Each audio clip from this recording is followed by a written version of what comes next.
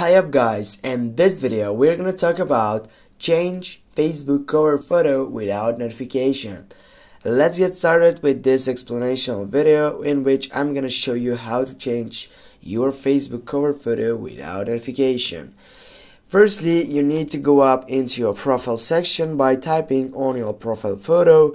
Then you need to go for edit profile, and when you get up into this section, what you need to do right now, simply as you can see, you have that profile picture section, but right down you have cover photo.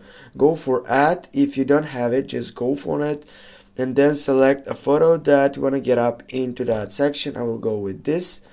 And now go on the save button. But before you go on the save button, as you can see right down, you have share your update to news feed. Now we need to get off with this button. Go turn off or get off this button section, and then go on the save option, get back, take a refresh.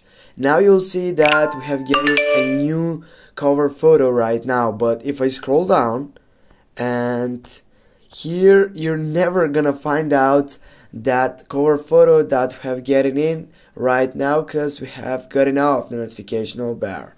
Thanks for watching. Don't forget to hit that like and share the video. See you soon guys.